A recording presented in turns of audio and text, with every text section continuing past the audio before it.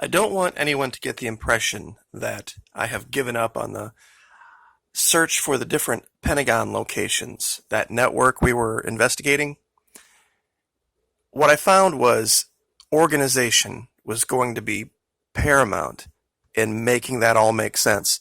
So I had to go back through and use the tools that Google Earth Pro provides to put everything into folders and use colors and different things to organize different networks, because we were looking at different networks that were kind of put together to create a global network. It wasn't going to be symmetrical if you looked at it all at once, and I would like to just real quick show what I've done here. Now, I can, for example, the things that I have labeled in blue will be what I refer to as northern networks. These tie together Iceland, Svalbard, Greenland, and all of their locations. They go as far south as the Azores, and I brought this up because I wanted to show you something. These locations, for me to consider them, they can't just be, and I have to agree with the trolls on this one. You can draw a line between any 2 points, but you can't draw a line through 3 or 4 points just randomly and hope to hit these structures. Some of them are so small, the chances of doing so are infinitesimal. And we've done them around the globe and hit 6 and 7.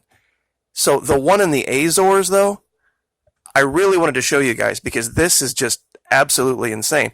Now I want to show you, it lines up the one in the Azores with Iceland, Svalbard, and it goes all the way over to the Marianas, and I'll show you that one here in a minute.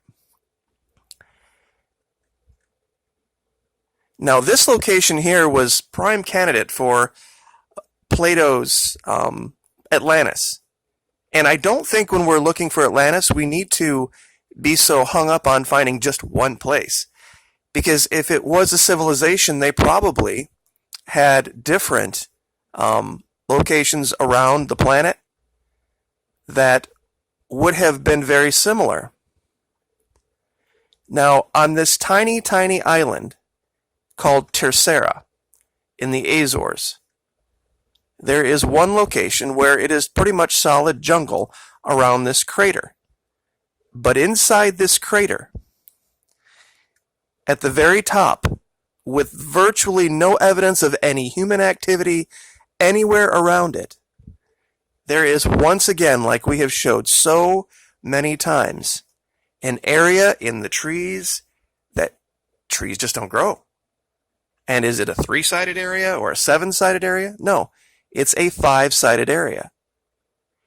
And not only that, does it line up with other locations like this? It sure does. It absolutely does. We have 2 right now, well, 2 from the northern network. Let me be very clear. And real quick, let me show you. The northern network is in blue. The South American network will be in kind of a dark green. African networks will be in purple. The DC parasite networks are in black.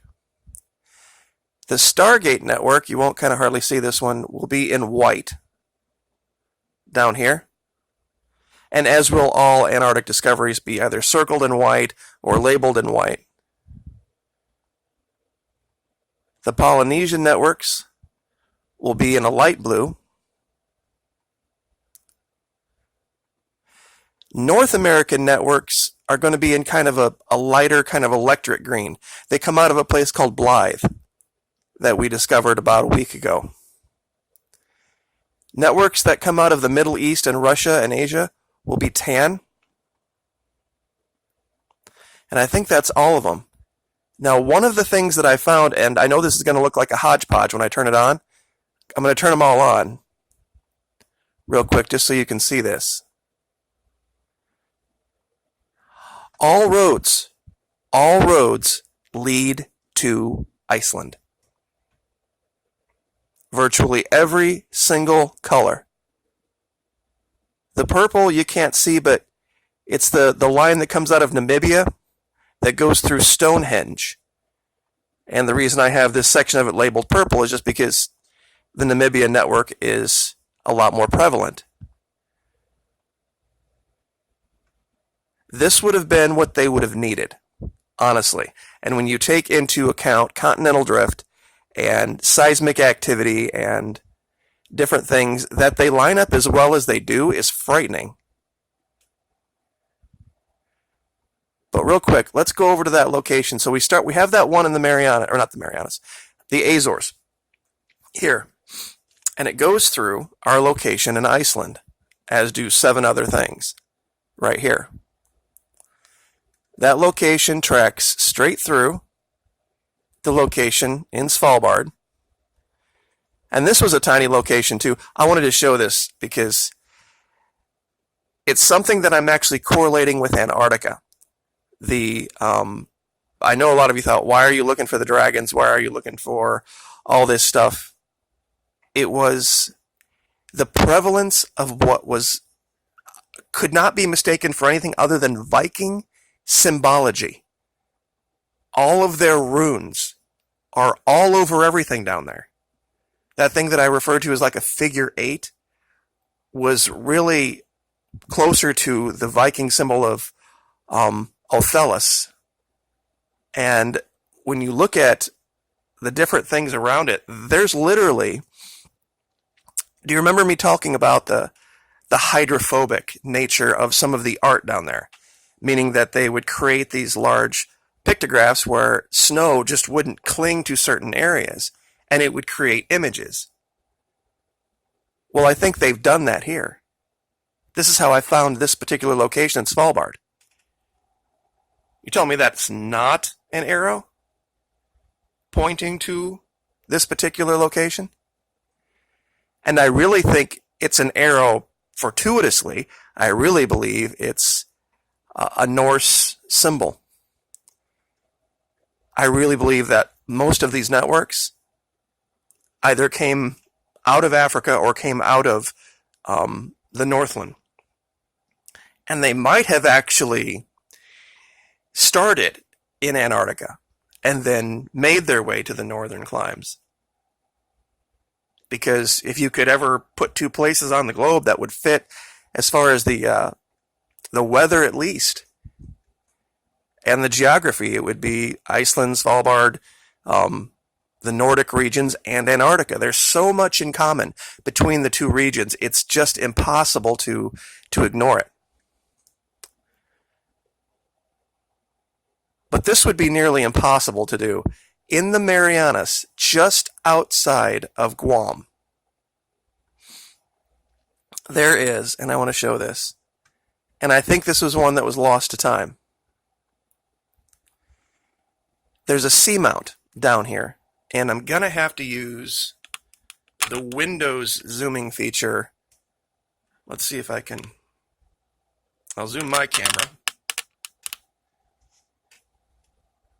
and see if I can bring this up to eye level for you guys.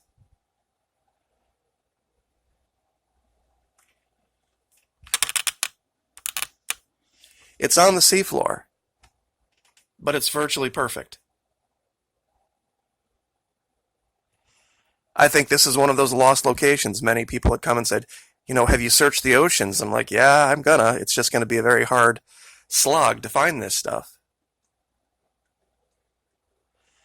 But I've also mentioned that a lot of these locations and the things that we're finding might point to a civilization that had a command of the oceans, the deep oceans. And this might not even be a hiccup for them. Another one of the new locations that we found is, and it is in the Asian networks. Let me see if I can find it. It's on South Sulawesi Island. Finding locations in Australia might be a fool's errand because it looks like, and maybe somebody can confirm this for me, that particular continent has had some major upheaval geologically. There's very little. It's so desolate out in the middle. If we find anything, I think it's going to be on the edges. But let me pull up that network real quick. Here it is. Now, once again, this location goes through, once again, here in China, somewhere in the Shaanxi Mountains. I'm betting dollars to donuts that we are going to find some major location. Now, the Chinese, I'm sure, have probably locked up their satellite imagery very, very tightly. But let me show this location real quick, just so we don't get beyond ourselves. But it has this same feature, the same, let me kick this on. Out here, in the middle of this region, for some strange, I don't know what to describe it as, the trees just don't grow. And they just don't grow in a five-sided shape. And like I said, the hallmark of whether this is really something to be interested in or whether it's just logging or clearing or farming is, does it line up? And when you take a straight line through this region that we have other lines going through, it goes directly to the Tunguska air blast.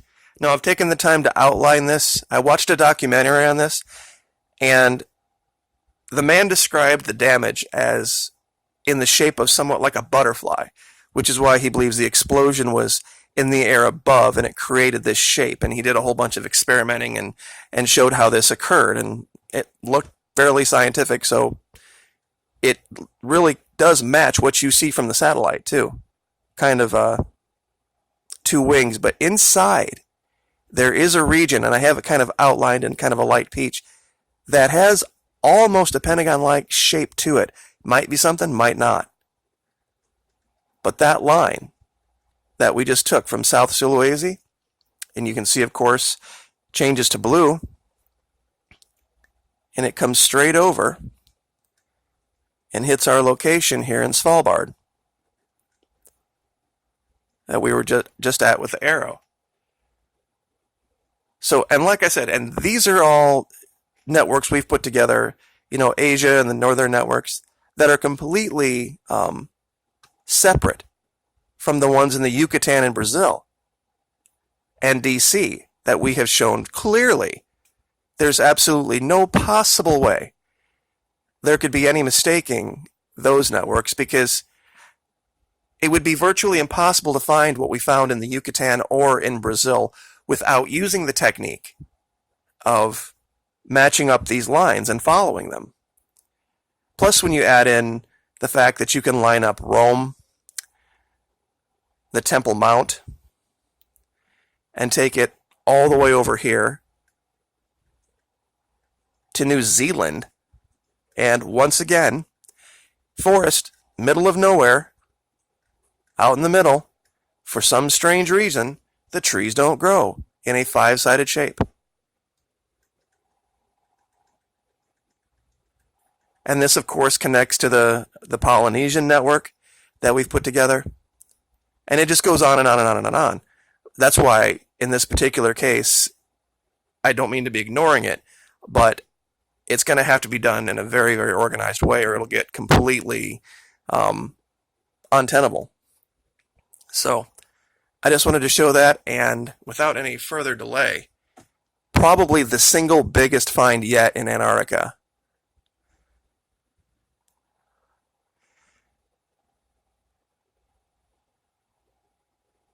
Now, this is low res, guys, but this was something I found a long time ago, was this pyramid right here. And I didn't even notice it. But tell me that does not look literally like it could be a Sphinx.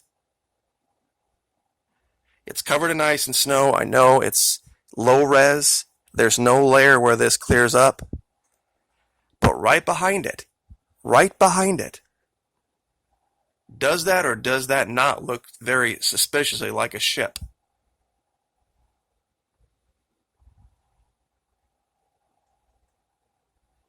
I mean, you've got the body, you've got the head, you've got the arms here. It looks like they're partially buried in ice and snow.